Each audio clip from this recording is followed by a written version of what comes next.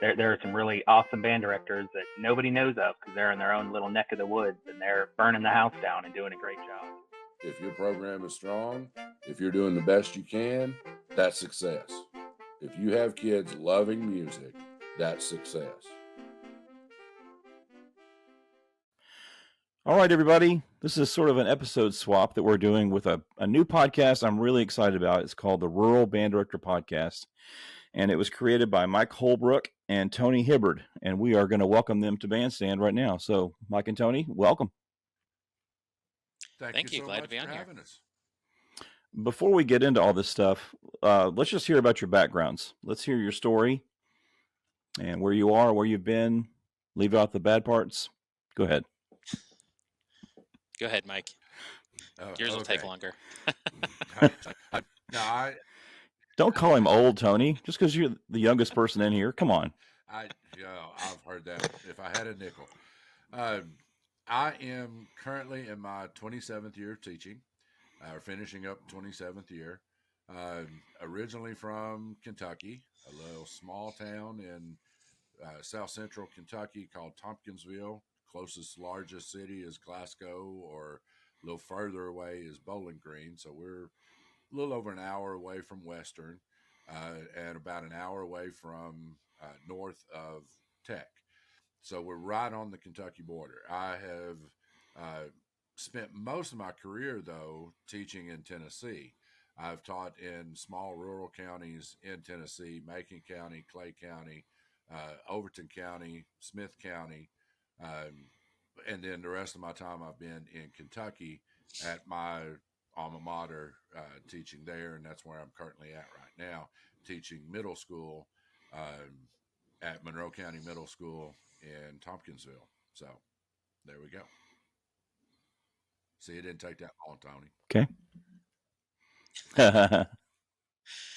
I started my band career in Iron Mountain, Michigan, 2 hours straight north of Green Bay, Wisconsin. The high school band with 7th and 8th graders had about 24, 25 kids.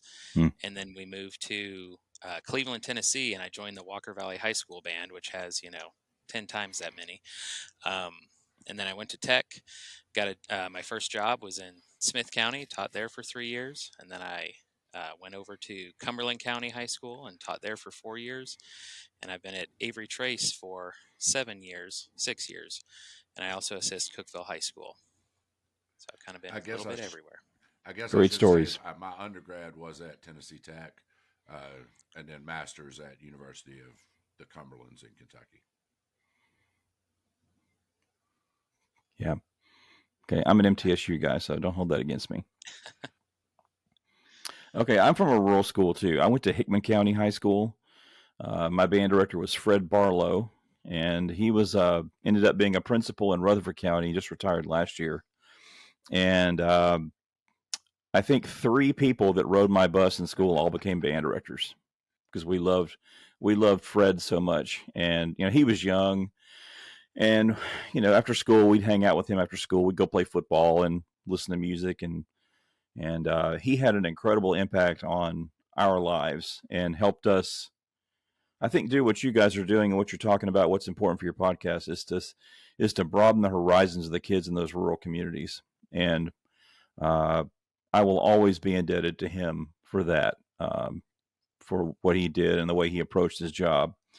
So this podcast that you started is such a great idea. I want to hear sort of when you started talking about it, the story behind the podcast, the Rural Band Director Podcast. So let's hear the impetus for all this. Go ahead, Tony. Well, it kind of started, it's kind of been several years in the making, but kind of had that small band chip on our shoulder. We go to a marching competition and get comments like, I could really use more French horn. Well, I have one. You're getting all you're going to get from me. And, go to concert festival and, get comments on, well, your balance isn't quite, whatever. Well, I have one tuba instrument. I can't get a second tuba player. And we're like, we should just get on a YouTube video and just talk about this and see how many other people feel this way. And just kind of we've evolved from talked there. about it for a couple of years. We didn't really know. We would always vent to each other and just go on our soapboxes about the struggles that we have in a rural community, being an hour or over an hour away from the nearest university, the lack of resources in a small community, but then sharing ideas about, okay, if I can't do this, what are you guys doing out there? Where, who can help me? And of course, I have to give a big shout out for that to Carol Gocher and Jerry Buttram, to put together the Twin Lakes Small Band Clinic and Twin Lakes Band Director Clinic, respectively. Carol does the Small Band Clinic, and Jerry does the Band Director Clinic. And it's geared towards small bands. And Tony and I have listened to enough podcasts that we feel that we can take away information from some of those podcasts, and most of them we can implement in our classrooms and in our band programs. However, the ones that we usually listen to, they can pull out lessons, and they have a sax guy, and they have a clarinet person, and things like that. And then they, talk about how hard it is to get top ratings at different things. Like, you don't even know the struggle it gets to get top ratings. Yeah. When you're by yourself, or it's just you and the middle school director, and we're sharing kids with football and basketball, baseball, because small community, we have to do that. And like I've said before, my band will never play at a state convention. Or I shouldn't say never. I don't think it would be a lofty goal for just my situation. I would love for it to be there, but I am realistic, So we know that there's hundreds of band directors out there in our boat. We just wanted to bring rise to that and tell people what works for us, and maybe steal some ideas from other people. And also for younger directors, because I kind of, I gained most of my band experience from Walker Valley, which was a big program, and then went to Tech, which was, a very well-established program. And then I student taught at Cookeville High School and Avery Trace. And my very first day of teaching, I was in a cafeteria in a K-8 school, first thing in the morning, with fixed seating, because we had to sit at the lunch table, and pre-K was having breakfast still, and I had no idea what to do, because that didn't even come up in any college class. I didn't experience it as coming up myself, and I was just like, okay. And letting people know that they're not alone when they teach band in trailers or locker rooms or a math classroom that is called the band room. It's just this, they're everybody's got different situations, and we just wanted to, give a shout out to those and let people know that you're not alone. Yeah. And you're giving them a voice too. Those rock star teachers that are doing great work, unheralded, unfortunately, many times, you're giving them a voice, you're shining a spotlight on them. And, I think if I were a young director, hearing your podcast and hearing about the great work that's being done in those small communities might make me okay with it. Help me sort of shift the paradigm I have in my head about what it means to be, quote unquote, successful. Because it doesn't just mean teaching in the suburbs. Again, I'm a kid from a rural county. My first job was in Lexington, Tennessee, which is across the river. Yes, Tennessee does have a Lexington. And, I needed help too. And it was people like my road man that saved me.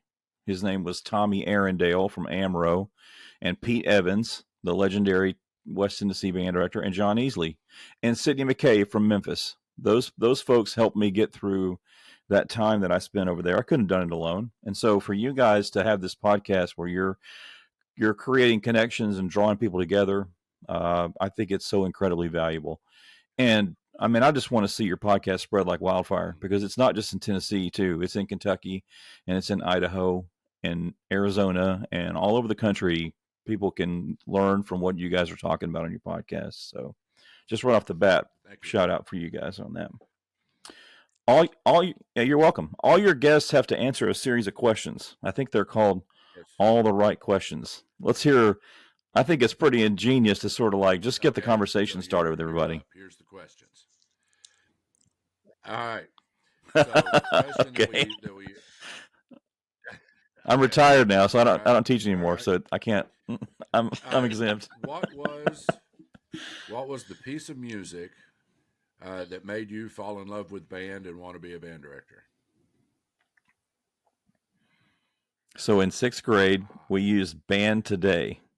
That was our method book, and the concert version of that, like the concert the concert music, sort of addendum to that was called Concert Today, and there was a piece called it was theme from Prince Igor, and it was that I can't remember. I'm going to have to go back and edit this so I don't sound like I didn't take a music class in school, but it was that at 6th grade band. I would get chills playing that every single day we played it. And on the spring concert, I remember, I'm sure the band wasn't very good, but man, I thought we were like giving the greatest concert that had ever been. So it was 6th grade, theme from Prince Igor that, and a lot of your guests always have 2 answers. So I guess I'll have a second one too. Oh, there you go. See, I've been paying attention. Nice. I was lucky enough to go to the first Tennessee Governor's School back in 1985. I know that they made those choices not based on ability, but based on regional selections. It was the first year, probably not a lot of people knew about it, and somehow by some miracle I got to go and play in this symphony orchestra, because that's all it was the first year, was a symphony orchestra, for 4 weeks. And we played the Pines of the Appian Way, the 4th movement from Pines of Rome. And I think I cried every day. Oh, that's a good one. Yeah. Playing that piece, hearing all those strings, instruments I'd never heard before. So it was probably those 2 things that really just cemented this as a thing for me. That's so you got the bug early in 6th grade. Okay, very cool.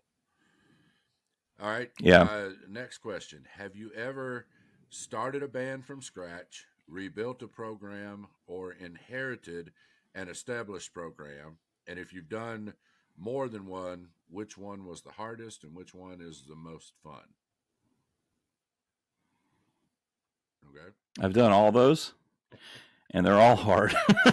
Every one of them for different reasons. The first job I had in Lexington, I was brand new, and the guy that I was replacing probably could have run for mayor and won. He was probably close to 60, established figure in the community. Following him I was not prepared for that. We can add that to the list of things I wasn't prepared for. And then I started Ravenwood. I was the first director there with 26 kids. And even though it was a suburban school, there wasn't a lot of money from the district there. We had to raise a lot of money and find money from other sources. So that wasn't easy. I had a limited budget for what the school size was going to be there. It was tricky. And then I guess I could say I rebuilt Franklin. When I went to Franklin in 2007, it was in a tough spot, but the program had roots. It had a lot of roots, and I was able to use those roots in the community to sort of, get that thing going the right direction. So they're all difficult. There's not an easy band job out there. I mean, some have different things that are hard about them. And those guys in Texas, the thing that's difficult for them is they're under such pressure with UIL. That's something that is hard for most of us here in Tennessee to understand. That sort of like super highly, I don't know what the word is here. I'm struggling on this, but just the pressure that they have to go through is not easy for them either.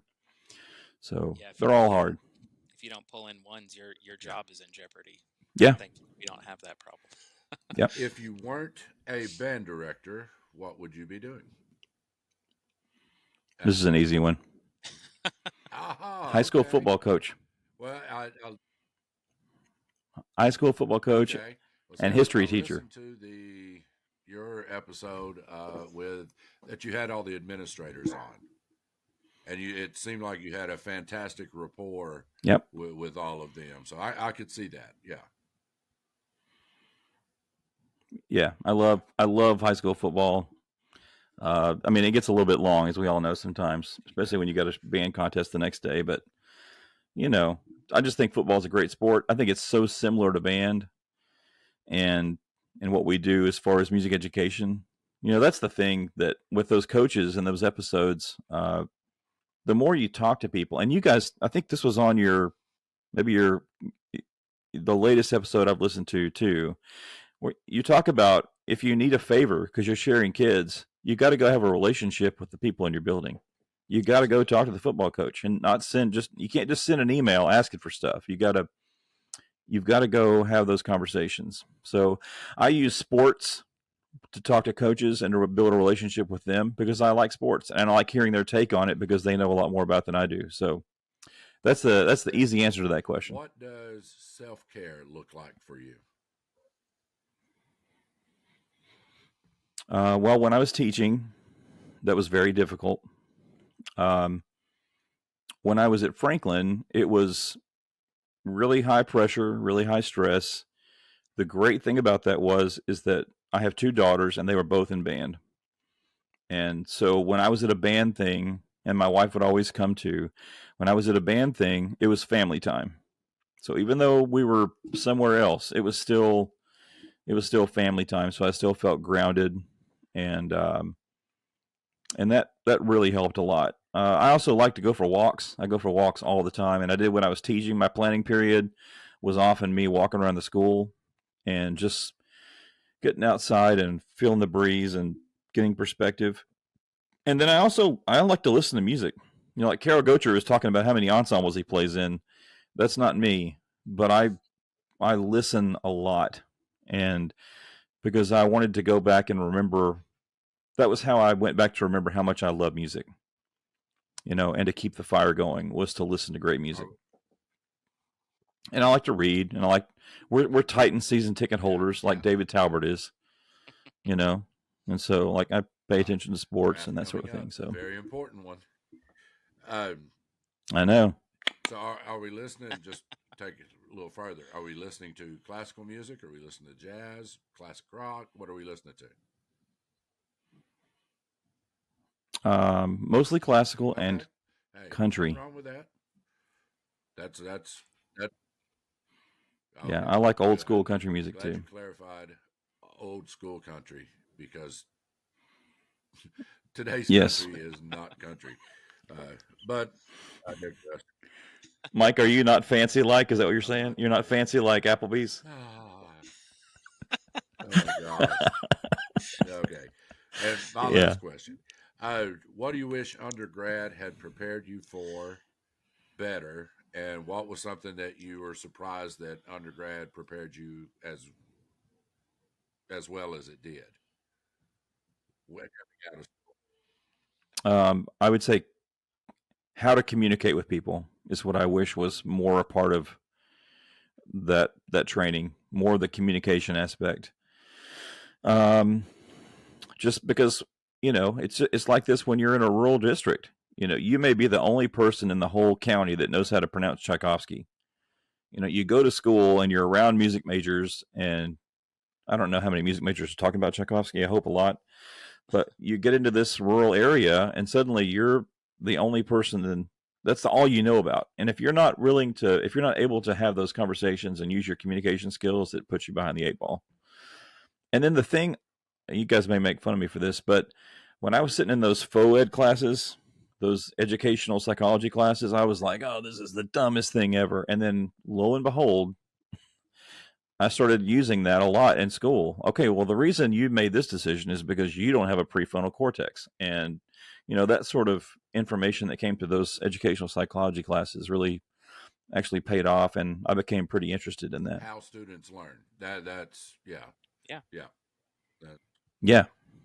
yeah. Erickson and very, yep. very informative. All right, Tony, your turn. All right. I guess we can use your last year of teaching or whatever you want to do, but what did your program look like on a normal day? Like, what did your schedule look like? I'll just take this like as an aggregate. So the first job I taught was in Lexington, and Lexington didn't have a middle school.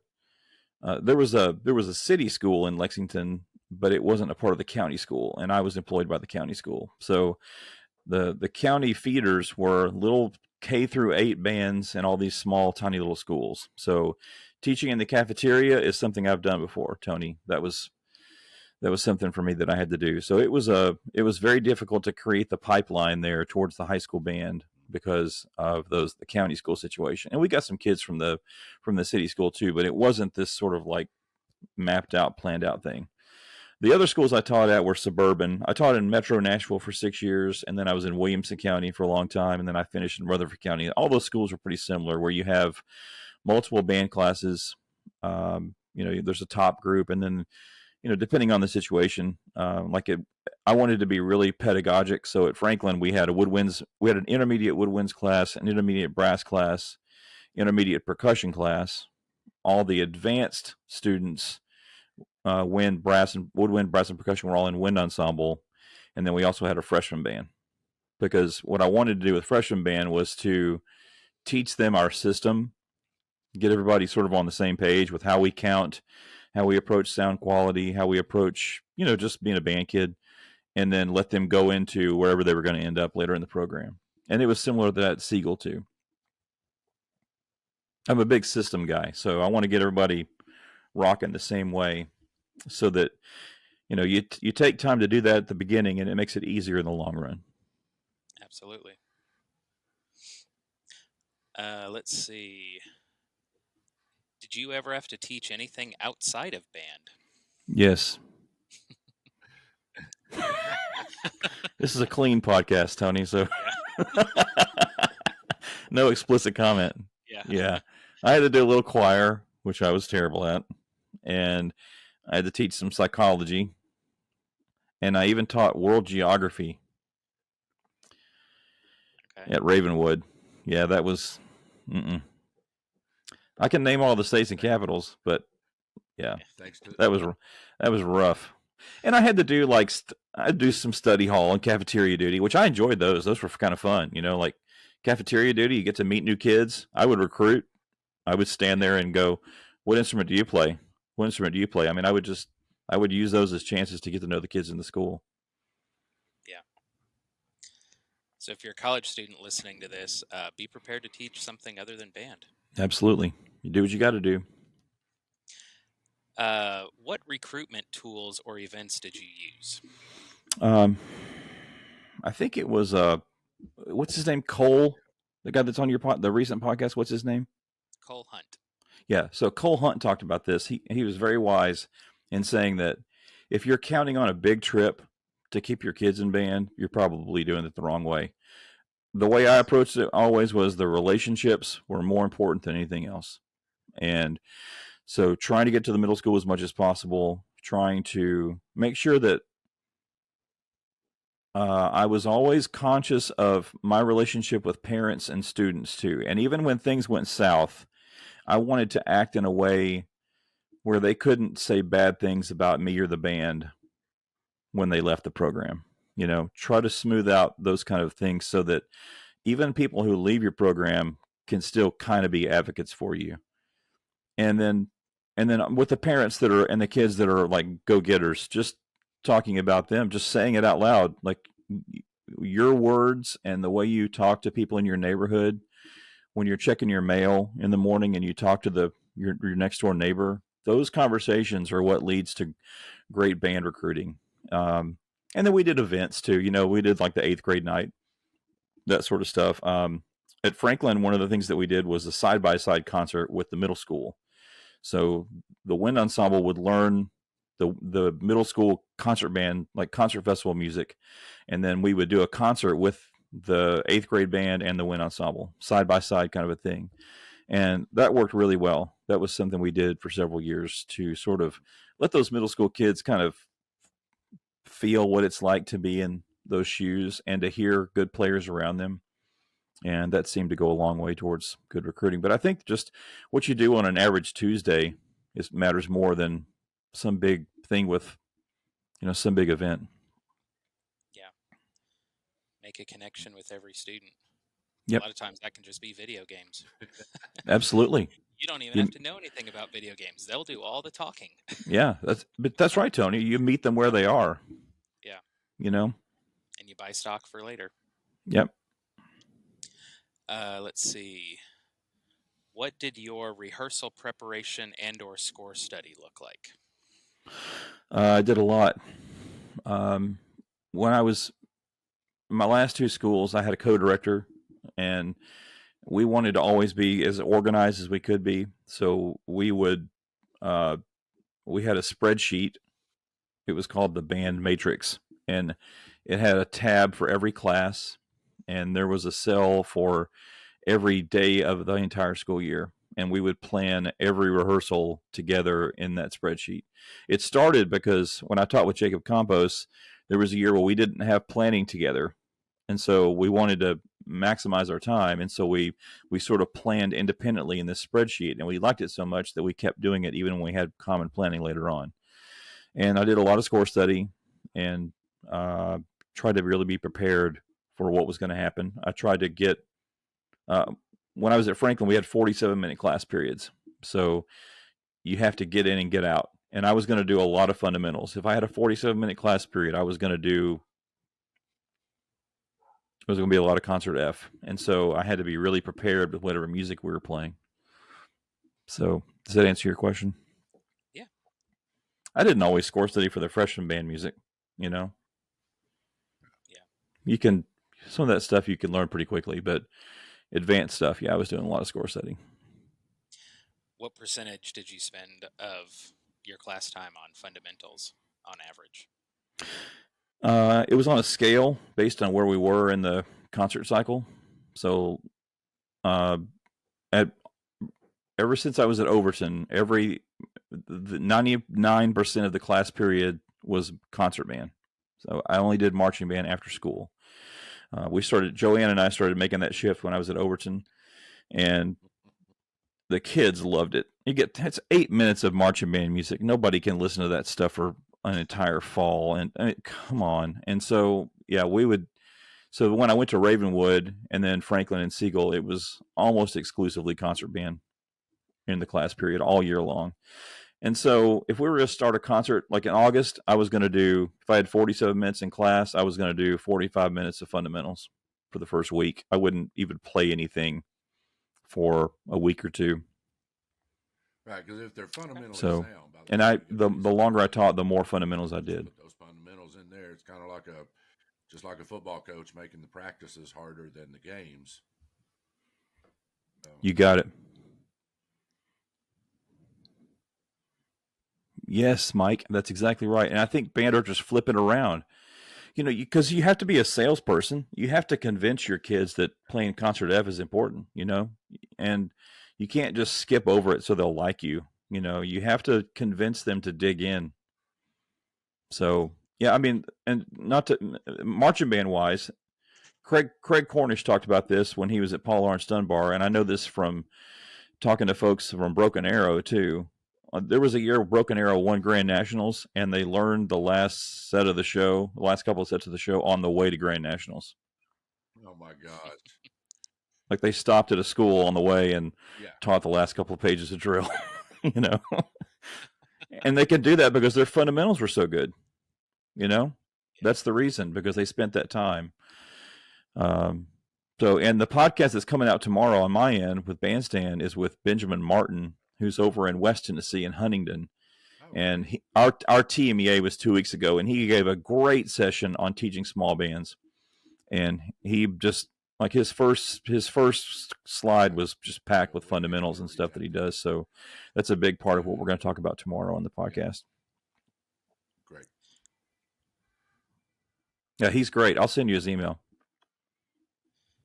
I read somewhere on a band director thread that if you know all the rhythms and you know all the scales, then you have all the knowledge that you need to play just about anything you need. Yep. And that was me being a middle school director. It's very easy to get caught in B flat and E flat world. And my students have even asked, why do we have to learn this? None of our music has this. I'm like, none of your music has this yet. But if you have the skills, then that just opens a lot more doors. Golden. Yes. Yeah. Let's see. And then my last question was, what does your beginning band curriculum look like? Method books, supplemental resources. Did you use binders? Binders was a big talk with your Carol Gocher. Yeah.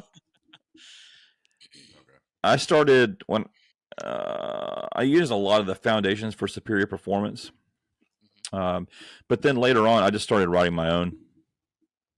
I just wrote my own, and every year I would just tweak it and add some things here and there. And so as a high school, not as a beginning band, but as a high school director, I wrote my own towards the end of my career. I found it most effective because I could target exactly what I wanted to do. Yeah. If I taught beginning band, which I retired this year, my wife had a stroke in September of 2022. And so I retired because she's in recovery and she's doing well. And so I may go back to teaching at some point. And if I do, I think I want to teach middle school and maybe in a rural area. I think it'd be interesting to see what that's like. And I'm going to have the loudest beginning bands that have ever been on the planet. I'm going to make those kids put air in the horn. Yeah. And I may never take them to a concert festival, honestly, especially younger kids. I may not, because I've seen middle school bands. This is me preaching a little bit, where the kids, like, they make a 1 or whatever, but the brass players don't play with one characteristic sound the entire time. It's all this sort of like mezzo forte, don't play louder than the clarinets kind of thing. And then they get to high school and they don't know how to play with an orchestral brass sound. And so I'm going to have the loudest beginning bands. Nobody's going to want to teach in the same building with me because it's going to be so loud. But those kids are going to put air in the horn. I promise you that. Yeah. Okay. Is that it? That was fun. I like that. That makes you touch on lots of different things. That's good. Well, and we each came up with five questions each. Yeah, and then generally our we didn't podcast repeat a single one, that and that's how we got our 10 questions, which was kind of cool. Like if we have a guest, I love it. We generally know the people and know some questions that we want to talk to them about and things like that. So, like our past two, Cole has talked about the Tennessee TSS BDA. Carol Gocher talked about how he did solo and ensemble, because it still amazes me. If anybody wants to know how to do solo and ensemble, go check out that episode with Carol Gocher, because he is the king of doing solo and ensemble and being prepared, and his kids are phenomenal at solo and ensemble. And then also talking with him about the small band director or Twin Lakes small band clinic that he does. So yeah, that's generally our podcast. And then there you go. We got Jerry Buttram coming up next week sometime to talk about the band director clinic that he organized and put together. And if anybody wants to join in on that, I'm sure he'll let us know. It's one of the greatest clinics that is geared for band directors by band directors. So you're not, and you can use it for PD time and things for your school system instead of sitting in through another math PD or reading PD. This is stuff that we use. Yeah. Yep. So it's using technology in your classroom. Yep. Yep. Well, I mean, I love this because growing up on a farm, and my wife and I have sort of taken over the farm I grew up in back in Hickman County. if the plumbing breaks at 1 o'clock in the morning, you just became a plumber, you know? And so I love that there are pockets like this. Daryl Boston also has got something like this too down in Lawrenceburg, where he organizes like it's next weekend actually. He organizes like a mass band thing where all these schools come together and play and rehearse.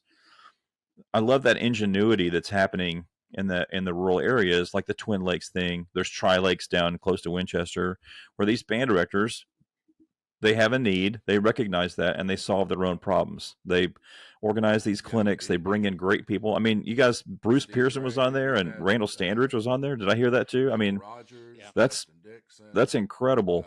Steve Graves, Randall, Bruce Pearson. There's been some others. Jerry will get into it, and I think he's already got the plans for this year's sessions. I don't know who's going. I don't know exactly what it is. I'd have to look it up, but yeah, it's over 3 or 4 days, 8 hours a day or 6 hours a day, I think. And so it's you can zoom in. If you don't want to, if you can't make it in person, it'll all be simulcast, and so yeah. Cool. Yeah. I think it's the last week of May. Last week of May, first week of June, somewhere in that area. It's always when I'm on vacation. If there are folks out there who don't live close to these pockets we've described, what's the blueprint in your heads for creating something like this? Get your network contact and get to know at your in Kentucky we're district bands. When you have district band director meetings, get with those people, find your tribe, and just talk about, hey, I need this. Can you do this? Or what do you need that I can help you? And, things like that. And find out what needs to be done. And then just the way Twin Lakes works is not everybody or not one person does everything. One person in the Twin Lakes, one school in the Twin Lakes area hosts a marching band exhibition. One school hosts the band directors clinic. One school hosts the solo and ensemble, which is Cookville, but we consider that Twin Lakes area. One school hosts the honor band clinic. What does your area need? What do your kids need that they're not getting from everything else? And talk about it with your peers and say, look, if I do this, get these, come in and, will you help and all this stuff. Don't think you have to do it by yourself. Especially young directors I know I did think, oh man, it's me against everybody else. I'm competing against everybody else and blah, blah, blah. And, 15, 20 years in, you'll realize, no, we're all doing the same thing. We need to help each other. If there's anything I can do to help you, let me know. Because I'm probably going to ask you to help me do something. But don't be afraid to reach out. And, Tony and I put our, the Rural Band Director podcast or the email out and, which is ruralbanddirector@gmail.com. Hey, reach out to us if there's anything that we can do.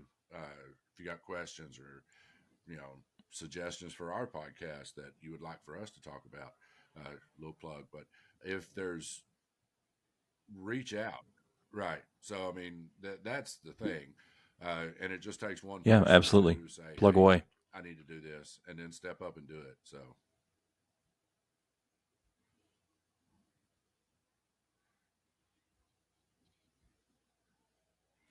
Most band directors are willing to help. But we they're do. Not going to be like, but no, that's my secret. You're on your own. That. Like, Yeah. we always want to share what we learn. when they go and get a job Yep. in an area where and I'll just use Kentucky as an example. And I hate to knock on Kentucky because there are some great things that we've got going on here in the Bluegrass State. But KMEA and marching band is so competitive here that, this is my first year back here, and I went to a neighboring school because a friend of mine needed help, and I come back and my kids were like, traitor.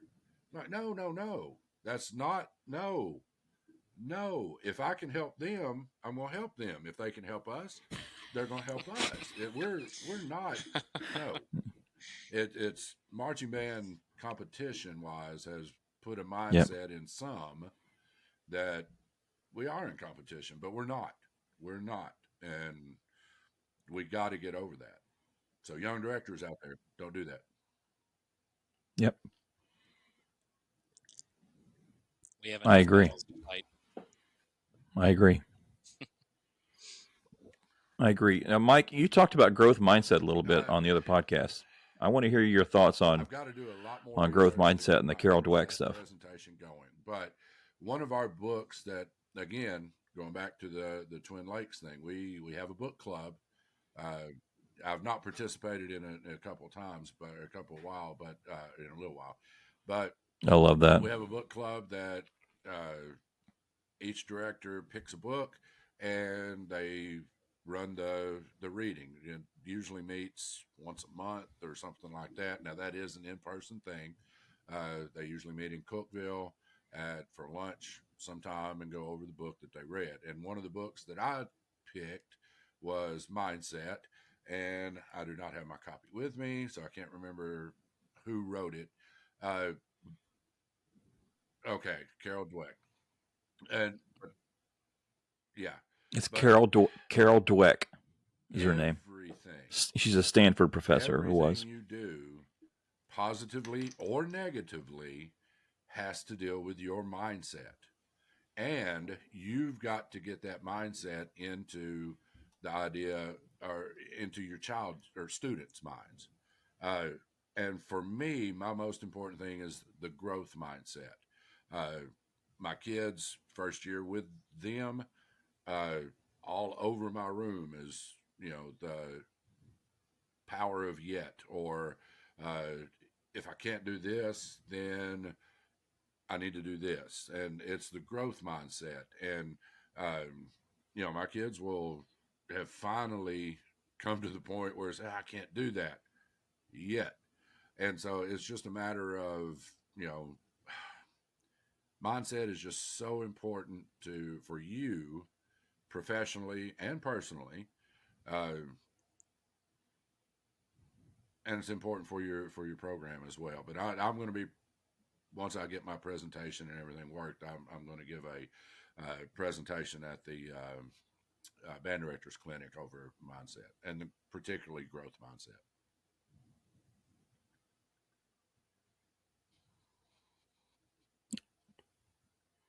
I love it. I've got one that I've done too, and the part about the book that I liked the most, I think, was what we say to kids in the moment. Like if they play in class and you have to give some feedback, the way you give the feedback is important, because that shapes their thinking about it's okay to make a mistake and what can I learn from mistakes. And so the feedback component was always huge for me. I love that book as well. You got to think about that too. Tony, what were you going to say?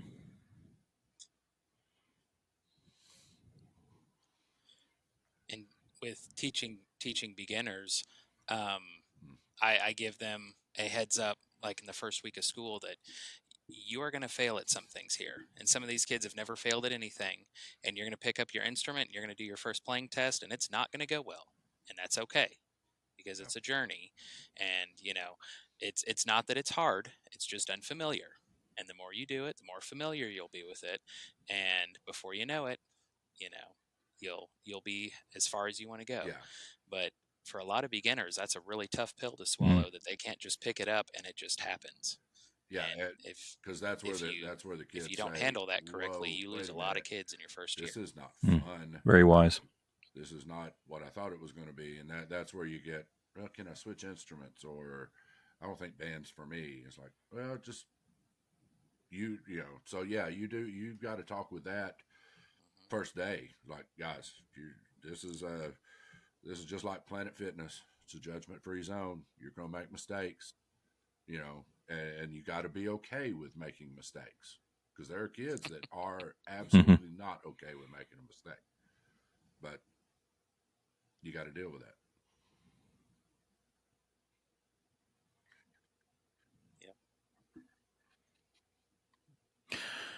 Well, this is a good little transition to talking about chamber music and playing in small groups, because that's when the kids are really vulnerable, when they have to play by themselves or in that kind of small group setting. So how important, number one, is chamber music for you guys? And number two, how does your feedback in this growth mindset way enter into comments with chamber music? Chamber music is extremely important. I wish I could fit more of it into my program. When you're the only one covering a part, you can't hide under anybody. And I think again, going back to younger students, the hardest part for them is they can't just play their part and go. Like, they actually have to listen to each other. And the hard part is playing it together. I always have to kind of pull back. They always want to pick something, and I'm like, this is probably going to be a little too hard. Well, this is too easy. The hard part is playing it together. Start off with something simple, learn how to play it together, and then we can start bumping the difficulty. And sometimes they listen, sometimes they don't.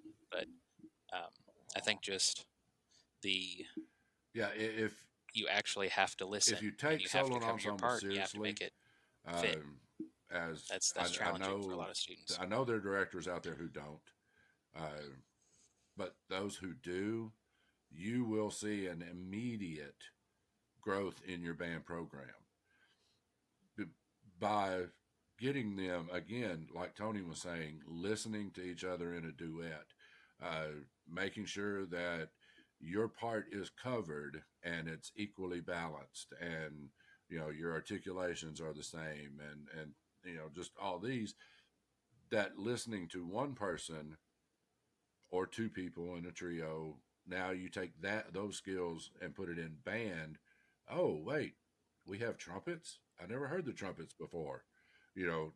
Things like that. Their listening skills will improve. And also, the solo and ensemble time that we spend, that's when I get to spend more time one-on-one with students, listening to them and fixing them and apologizing. I'm so sorry I did not fix this beforehand, but you're doing this wrong. Or let's work on this, or you're doing great. Just now let's focus on, blah, blah, things like that. That's where I get to do more of my individual communication with kids and listening. Yeah. And there's a skill to that kind of communication too, right? Because when it's just them playing for you individually, for me, it's really barren for them emotionally. So you have to be really careful with your words, right? Help you if I don't hear you. So it's not like I come in and say, okay, today you're going to do blah, blah, you're going to do this and this and this and this. I'm just like, all right, you're up next. Let me just hear where you are. Let me hear where you're at so we can move you up. And then, hey, that always find something good, and then throw in the negative. And the good may be, hey, you made a sound. Now let's do this,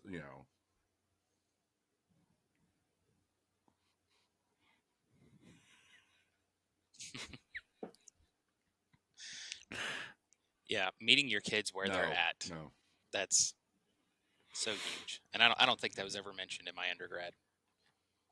I had a lot of preconceived notions that, okay, well, I'm teaching high school. Smaller high school bands play grade 4 and 5, and larger high schools play 5 and 6. And meet your kids where they're at. Mm-hmm. Yeah, and I think this is a big thing for me, just choosing music too. While we're here on this band directors play music that's too hard. They pick music that's too hard, and then the kids can never really work on those upper level ensemble skills. Like when you play in a duet, it's twice as hard. Not You're not doing half the work. It's twice as hard. There's all these other skills that come into play, and it's a chance for us to teach those ensemble skills that the great symphony orchestras and jazz ensembles across the country and the world have. That sense of listening and empathy and sharing ideas and whatnot. So yeah, just don't play music that's too hard would be my little soapbox thing right here. Okay, what else do you guys want to talk about? I have some more questions. I don't know what your time is like. We're up almost on an hour here. I always ask people what they would say to young directors. We've kind of hit that a little bit, but I want to come back to it because I think it's important. And maybe if you would put the rural band director spin on this too. Be prepared to teach choir, those kind of things that maybe if you're in a suburban area, you're not going to get. And then I want to ask you this too. This is a big thing for me. So oftentimes rural kids don't have access to upper level arts experiences. They can't just take a city bus and go across to Skirmerhorn Symphony Center. So how do you bring high level arts? How do you bring high level arts experiences to the kids in the rural areas? Orchestra, they were given an absolute free concert, and we paid for the bus. Took about 80% of our kids. It wasn't a requirement, but it was a nighttime concert. It was going to be a late night for us, but it was, oh my gosh, a phenomenal concert. And it will be one that they still talk about. They absolutely love it. So if we can't bring it to them, then we got to take them there. We looked at the Nashville Symphony and it just didn't do it. They weren't doing anything in our timeline and stuff. So that's our big thing. We'll pay for the bus. We'll give you the opportunity to go. That's just up to you whether you take that opportunity. But yeah, and we would love to bring people in. We're still working on that, but again, we're over an hour away from the nearest university. But I mean that's what we do, or that's what we did this year. Take the kids to it, Yeah.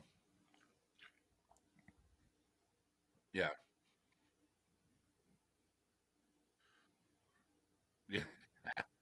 Yeah. It's fun. I mean, Yeah. they get to eat at McDonald's on the way. That's like, yes, super, the best day ever, Yeah. I get 40 chicken nuggets and then get on the bus. You got to get those chicken nuggies. That's right. I would have some of the small ensembles from Tech. We had like the faculty jazz group come out, and the kids loved that. We actually had other teachers peeking their head in the door being like, what's going on in here? One of the big things when I taught in Smith County and Cumberland County was the Festival of Winds and Percussion at Tech.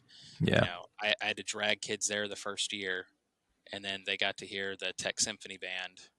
And I want to say the brass quintet might play for them at some point through that. But anyways, it was life-changing. And then those kids come back and they talk about it. And then, the next year you've got a couple more kids going. And right. And it was hard to take the whole band, but if you can take a few kids, they bring it back. In the area, every college does one. Set that so standard. I mean, we generally have to limit. I took some to Tech. The high school director took to Western, had some go to University of Cumberland's, UK had one. So, I mean, you got to be active. You've got marching season, Christmas season, honor band season, concert festival, solo and ensemble, graduation. That's how our year kind of fades, kind of goes. That's the whole, you could go everywhere. You could go something every weekend but then self-care goes out the window. Yep. Yeah.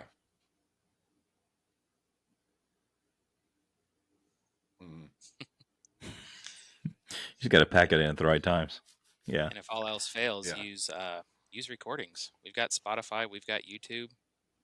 Especially if you're on block schedule, play a 5-minute piece. It'll be okay. Absolutely.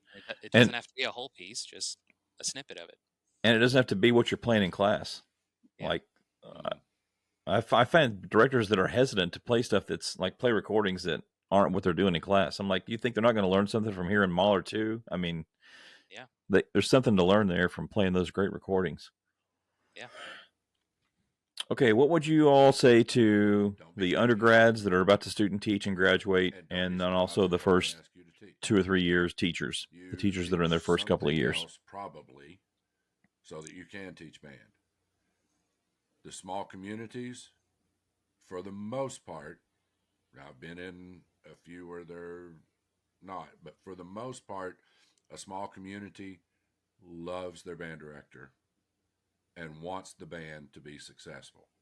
They will not have the resources that the suburban schools have. That's where you must be creative. Yes. Depend on and reach out to anybody and everybody you know, mentors, college professors, college friends. Reach out and ask for help. But do not be surprised if you want to teach band that you may have to teach elementary music, and be prepared for that, because I went through my undergrad thinking I would never teach elementary music. Just because I didn't want to. But second teaching gig, so that I could start a band program, I had to teach elementary music. And it was fun. I could not do it now. Those people are saints. Oh my gosh. It is, yeah. Those people are saints. Yes.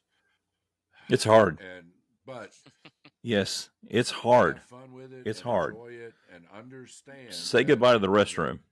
You may be like we said earlier, like David said earlier, you may be the only person who knows how to pronounce Tchaikovsky, but okay, have fun with that. Be okay with that. But also, they will be excited to see you, but you will be an outsider because you're not from there, if that makes sense. And you will forever be an outsider because you're not from there. Figure out who the county and city names are. And if you're from a small town, you know what I'm talking about. And who are the companies that run the county, and reach out to those companies for their support. Churches, yes, reach out for those, and those churches will feed your camps during band camp, or feed your kids. The churches, camp. Those companies will, yep, buy waters for your kids at band camp. They'll support you, but you got to reach out. They're not going to come to you. You got to be the one to go out. So there you go. That's my spiel.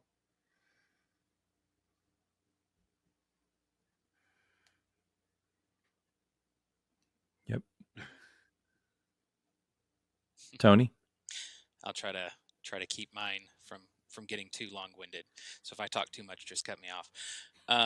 So from a teaching standpoint, learn more beginning band pieces, grade 1 pieces, grade 2 pieces. I feel most new directors don't know much about that. The only grade 2 piece they know is, Air for Band, and they're going to play it with their beginning band. Which is not a grade 2 piece. Yeah, exactly. C minor, right there. Not a grade 2. Yeah. The trombones are in 6-ish position. Know the first 6 notes of the B-flat scale on all the instruments. Even if you're teaching high school, they may not know that. Because if you do end up teaching middle school, or you go to the middle school to help, you got to know how to play those notes.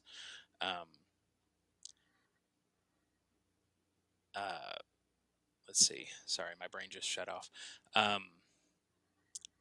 this is a personal thing for me. Do not have your school email on your phone. Leave work at work. It'll still be there tomorrow, especially if you have a family. Um, Nobody will care how late you stayed at work 10 years down the road except for your family, um, especially if you have young kids. I feel like I lost a lot of my kids' younger years teaching high school band because it's a very demanding job. So you have to build in those barriers right from the beginning and It's protect okay your home not time. to go to concert festival. Let's It's see. quite all right. I had a list of things going while Mike was Spend talking. that time I forgot. more at. Go ahead. Mm-hmm. Yes. It's okay not to go to. Know what your county is expecting of you. I was going to say it's okay to not go Right, to marching 'cause competitions too. Every county Go to a couple can be exhibitions. different. Just get your feet wet. And states may be different as well. Kentucky Mhm. and Tennessee think and require or expect different things out of their marching band. Tennessee, I would imagine most of their rural schools in Tennessee, if you show up to every ball game on Friday night, home or away, that's probably good enough for the community. Anything above that, that's on you, what you decide marching band wise. Kentucky's totally different. So know your state thing too. Kentucky, we don't travel. We are at every home football game, but we don't travel. So yeah, we're at every basketball game, every home basketball game. So it's just a trade-off. But you're doing all those basketball They games. do expect us to compete on Saturdays, so that's our trade-off. And just know what. Have a sit down with your principal and your superintendent as soon as you can, and figure out what their intentions or their expectations are, and then you can build your program around that.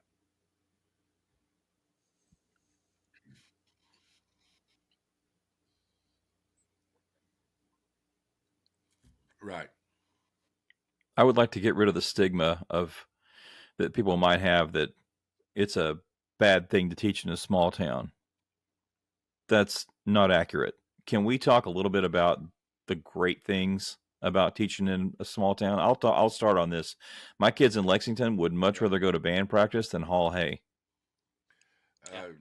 I could have rehearsed every day after school for 20 hours, and they would have all been there because it was easier than working on the farm. And in general, the behavior is better too.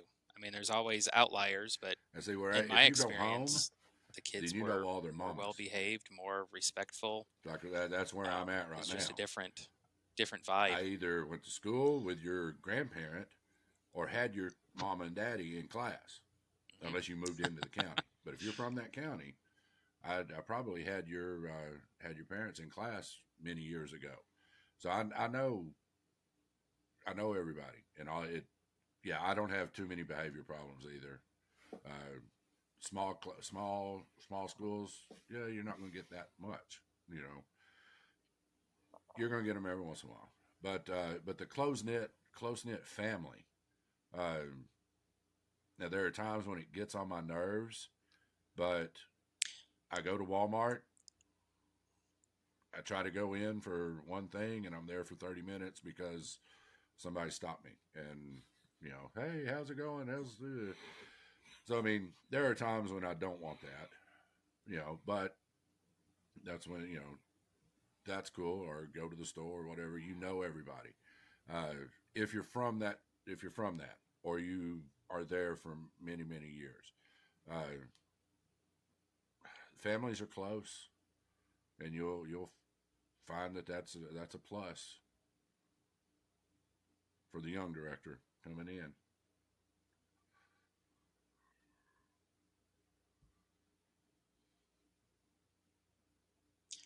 I remember what I was going to say earlier about the advice for new teachers.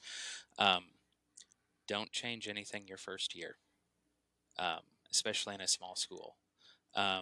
Meet with your leadership, especially if it's a high school, and figure out, okay, how do we do things here? What are the traditions? How do we do things? How do we do this? How do we do that? And you'll find out really quickly what is sacred and doesn't get touched, and what they're willing to kind of compromise on. Mhm. A lot of us have a God complex coming out of college, or at least I did, that, I'm going to come in and I'm going to fix this program. In their eyes, it doesn't need to be fixed. You come in and you just kind of run everything as close as you can to how it was the year before, and then over time you can slowly start changing it to what you want. I'm I just changed laughing the color because of we've the had band this shirts, conversation. and you thought I We've had shot this. the sheriff. I didn't think that was a big deal, but colors were black and gold, and yeah, And it's guess who wore it's those 150 shirts? degrees, and I don't want to have black shirts on, so let's go gold shirts. No, wrong. Strike Two one. band directors later. That's who wore hilarious. It the sounds same shirts at ridiculous, that but I same mean, school. that's a lot of these small communities. And they did not how it like is. it then either. They didn't like it then either. But yeah, like Tony said, And they were black, right? there are many Yeah. traditions that, whether you agree with them or Yeah. not, in a rural school, That's funny. go with them your first year, because you're going to learn what you can and can't do. But yeah, talk to boosters, presidents, or just all your parents. Talk to your student leadership. Figure out what you can and cannot do. Run some ideas by them, and they'll let you know. And then 2 or 3 years down the road, when it is your program, because it's not your program yet, it won't be your program till about year 3, maybe 4. Then it's your program. So yeah, don't, to quote the great Billy Joe, don't go changing.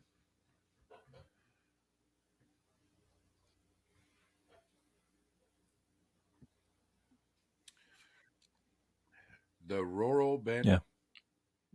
Mike and Tony, this The has been rural great. band I want people to director hear at this podcast. So gmail.com. how can they reach you? You got an That's email our address? Our Facebook page is The the Rural Band no, Director, yeah. and we Go have ahead. a YouTube channel, the Rural Band Director. Yeah. And you can hear our podcast on Spotify, YouTube, and Apple Podcasts. Good.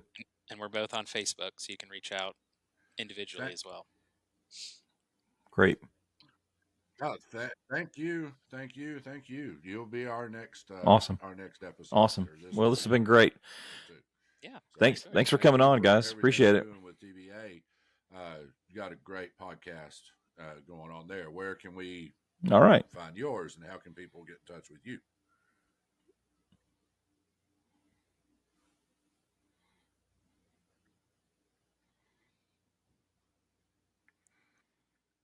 It's called Bandstand, and we're on Spotify, Apple Podcasts, and YouTube as well. And our email address is tbabandstandpodcast@gmail.com. Yeah, and ours is about, you guys are, you can have a national reach with yours. Ours is a kind of a niche, just Tennessee band. And what we try to do is to create connections amongst band folks in Tennessee, because we're so segmented with the 3 regions of Tennessee, and there's so much great knowledge that we can share and spread, and people that in West Tennessee that should know about people in East Tennessee and that sort of thing. And so we're about trying to create connections across the state. So it's a great listen for anybody, not just Tennessee, but yeah, really good information.